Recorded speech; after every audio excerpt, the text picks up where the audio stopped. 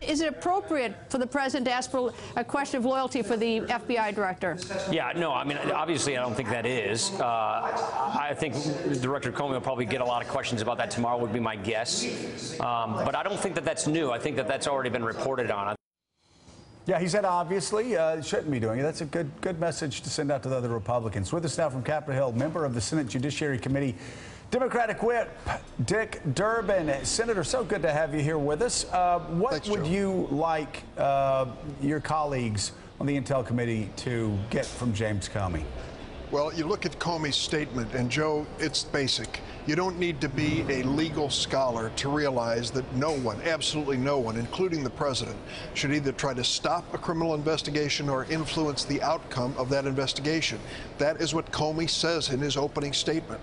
The questions to be asked of him obviously get into detail. What did this president say? What was the state of mind? What were the circumstances? And can you, Comey, prove that what you've said in this statement is something that would hold up in court? It's really, really very fundamental.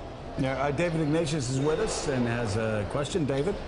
Senator Durbin, you're a member of the Democratic leadership, and I'm just wondering, in this very difficult period for the country, whether there have been any conversations among the leadership in the Senate about how to keep doing the country's business so that we don't have a paralysis set in as this investigation rolls forward. Have you had discussions like that with your Republican colleagues?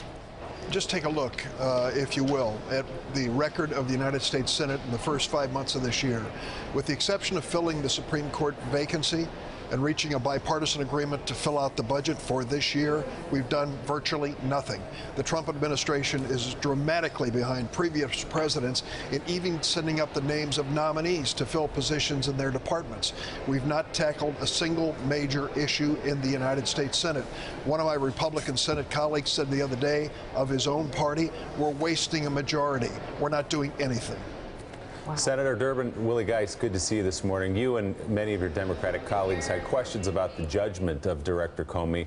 We held that press conference last July in releasing the letters around the time of the election. Do you have faith in Director Comey as a witness? Do you believe he's credible today? I wasn't happy with what he did and said about Hillary Clinton in the closing days of the last presidential campaign. I'd been a big booster of Jim Comey to that point. I never understood his reasoning behind that decision. But when you look at the body of evidence of this man's professional career, when you realize what he has done at every level, as a prosecutor, as a person who was in the Department of Justice at the highest level, involved in the biggest decisions, head of the FBI, you can understand why the Republican National Committee and others have a full court press trying to discredit him. He has the credentials that give him credibility before the committee today. Can you see, though, Senator, why some people feel like you liked him now when he's going after Donald Trump, but you didn't like him when he was going after your candidate? And let's be honest about it, Willie, when it comes to a judge or when it comes to some other politician, there are going to be things you're going to disagree with. But do you trust the integrity of the person beyond any single decision? The answer for Comey, I think, is the scales are very strong in favor of his integrity. Senator, I assume that you are up to speed on the fact that so many positions have been unfilled, with so few people even nominated to fill these positions in various cabinet agencies. So, in your estimation, if there were, God forbid, a critical incident here domestically, would state justice, defense, FEMA be up to the capacity to handle it the way it was handled a year ago or 2 years ago?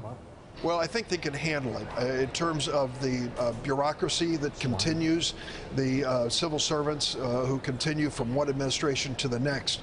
But in terms of working forward on policy positions, you need to put a team in place, and President Trump has not done that. He's not even sent us the names to do that. Now, is that because people won't sign up to be part of his administration, or is it because they want to leave these positions vacant and eventually eliminate them as part of some budget plan? I don't know the answer. But in agency after agency, critical, important agencies, too many positions are unfilled. Clint.